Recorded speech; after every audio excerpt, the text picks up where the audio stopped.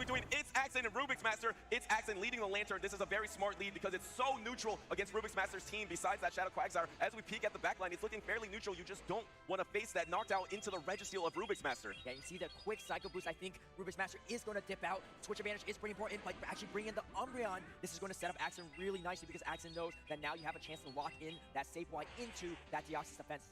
And there's no answer to Safe Swap Umbreon on It's Accent's entire team. Nothing really hard checks it. Yes, you have the Medicham that can counter the Umbreon at times, but if you can get a Snarl, 2 Snarl advantage, you can win that 0 Protect Shield matchup. And there's no Medicham on the team of 3 for It's Accent, so had to bring out that Best Buddy Noctowl. Yeah, and actually, I keep forgetting this, but Rubik's Master bring that spicy moveset of Psychic on his Umbreon, which really hasn't come into play too much, but it is a nice opportunity to potentially get a debuff against certain matchups. Yeah, maybe that could be useful in certain matchups just to get that debuff, but otherwise, you're almost always going to be going foul play here because you don't really want to touch that Psychic because it's not same type attack bonus, but imagine a play where you go for the Psychic into a Protect Shield and get that defense drop, and now this Umbreon is in a tough position, decides to no Protect Shield. Can it endure? Oh. Yes, it does endure and pivot out. Did it bank a move, Caleb? It banked a foul play and swapping right away to that Deoxys defense instead of throwing the foul play, and here comes the Save Wide. This is the matchup that Accent wants. Getting this locked into his Ghost type is going to spell trouble for Rubik's Master. And Defense Form Deoxys has been so strong because of its fluid nature. It can bounce around the battlefield, throwing Psycho Boost, swapping out, and having no hard counters, but it's Accent, one of the few trainers that had the Sableye in day number 2, able to hard counter, but look,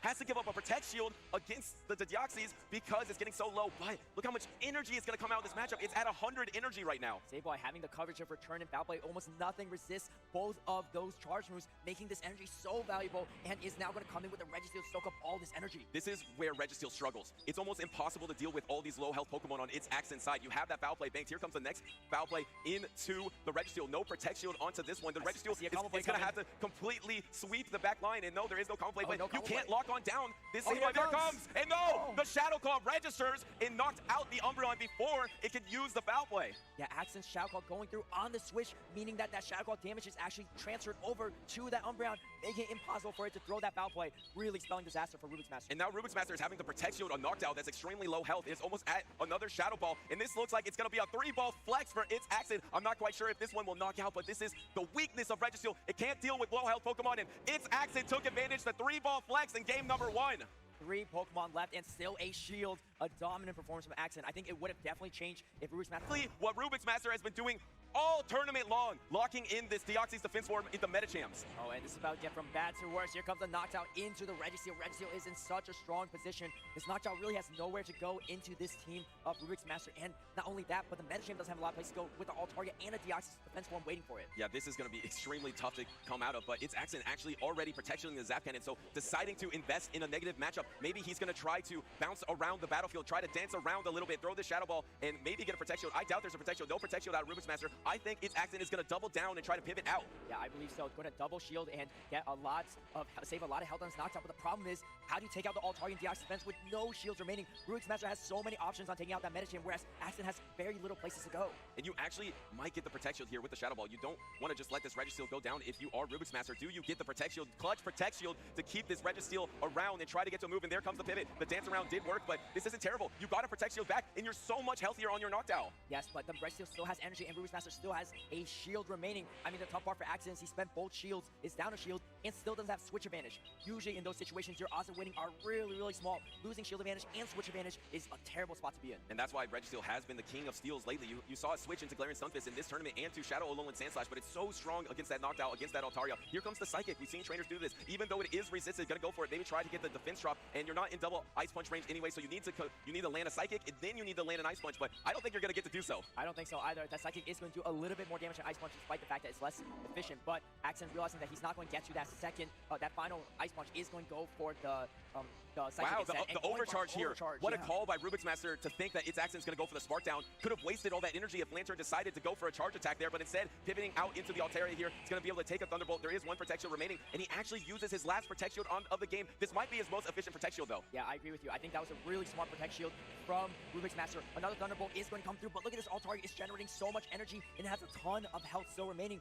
And, you know, reverse situation from last game. Now Rubik's Master won with 3 Pokemon remaining still, and this Altaria is starting to chew away with the Dragon Breath, and here comes a hard-hitting Moonblast. Yeah, this is not same type of attack bonus, but it does more than the Sky Attack, but it doesn't knock out the knockdown. There is no defense drop or attack drop there. Can you go for the Shadow Ball? Decides to go for the Sky Attack instead. Actually, one Shadow Ball will do more damage than the Sky Attack here. Deciding to go for a Sky Attack, you're surely going to get knocked out soon unless you want to save this for later, but you can't. You're switch locked, so now Rubik's Master has the 3 Pokemon remaining. Yeah, I wonder if maybe he went for the Sky Attack so that the Lantern can farm a little bit of energy. You need energy for the backline matchups, but the Ice Defense still has another Psycho Boost loaded, and Reggie still has energy. Now here's the combo play we wanted to see, and here comes the DX Defense with a Psycho Boost. A 3-ball flex coming out from Rubik's Master to respond to game number 1. Right back at you with the 3 Pokemon remaining. Rubik's Master with a dominant game number 2 victory, and this is how he's been so successful this entire finals. And now the Medicham is led against a much better lead, the Registeel, but I don't consider Medicham a Registeel counter, but Rubik's Master does it. Actually safe swaps Altaria! Yeah, not afraid of that Shadow Lone Sand Slash on Axon's side. I think that's a great call because Altaria is actually really hard for Axon to deal with on the safe swap. Bud does pivot over now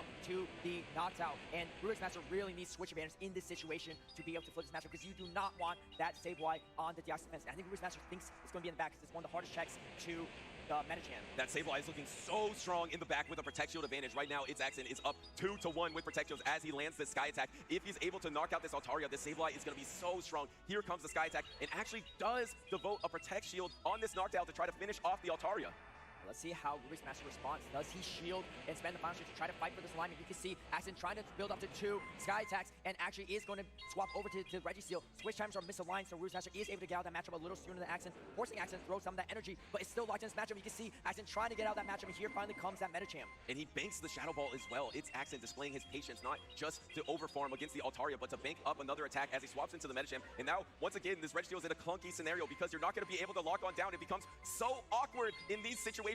This is going to be a resisted Psychic, so it's not going to be doing that much. Can you get the counter down before the Focus Blast is available? The Focus Blast is going to be coming up first. Yeah, I think this is going to be a huge Focus Blast. Axon lets it go. This is huge because now Rubik's Master has switch advantage. The real question is he going to read that Axon has Sableye? And Axon chose the Sableye. This is huge for Rubik's Master. Yes, Sableye with energy is useful, but now he knows that he needs to take out the Sableye with the Altaria to have a chance. But here's the thing. You can combo in the swap! Catching a foul play on a DX defense. Definitely an interesting play from Rubik's Master. Well, he agrees with you that he needs this Altaria around to be able to take out the Sableye here, but that's tough. That's super effective, and the Sableye in the back with the energy advantage is so dangerous for Rubik's Master. Already at the next foul play. Looks like he's just going to go for the Shadow Claw down. He's going to probably no Protect Shield this. It's Axon is going to let it go and try to bank up 2 foul plays. Yeah, and Axon's Sableye is going to win charging priority against Altaria. I don't even think Altaria has energy for the Sky Attack, and it does not.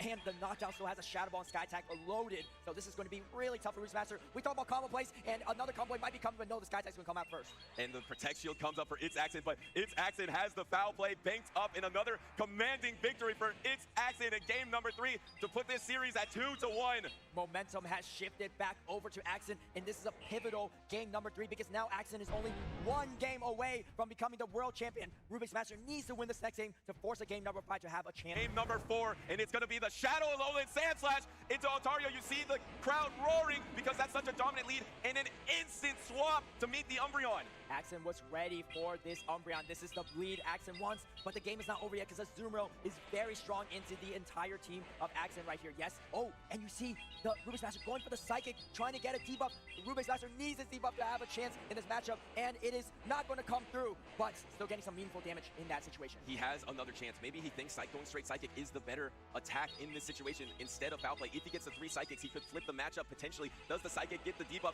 Not this time. And suddenly, wait a second, Caleb, wait a second. A little bit greedy from its Axon, having to give up a Protect Shield against this Umbreon, and now he's going to have to counter down, but he's going to have so much energy.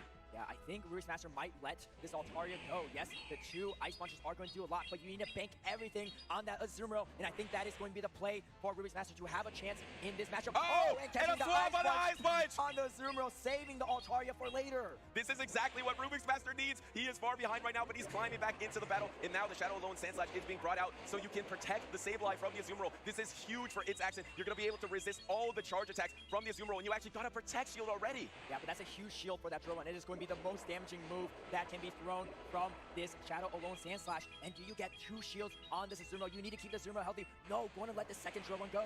Yeah, and now, how do you throw your timing? Perfect, fast attack alignment here. Throwing the play rough is resisted, so its accent is going to go ahead and no protection of this situation. If you get the Azumarill low, you can even Shadow Claw down. I believe the Medicham has a little bit of energy, but probably can't get to an attack. Here comes the Drillbun, getting the last Protect Shield of the game from Rubik's Master. Rubik's Master is baking everything on this Azumarill, but the Altaria is still in the back and actually going to throw the double resisted Ice Beam. This is going to chip it out. I don't think it's enough to knock out the Lone Sand Slash, but you might put it in bubble range for a farm down. Or Dragon Breath range. No, the swap. No, swapping in with the Sableye. This is going to be a really tough position for Accent. Accent is going to shield. The question is, can this Altaria get to a Moonblast in time to take out this Sableye? Oh, it doesn't have much energy. It's going to be a race to charge attacks here. And look, it's going to be the return that's going to be able to land on this Altaria for its Accent and knock out this Altaria. There's only some health left on the Azumarill, and its Accent is going to be able to Shadow Claw down, and he will become the 2023 Pokemon Go World Champion! It's Accent, the most decorated Pokemon Go player in history. And history will repeat itself, taking out Rubik's Master yet again.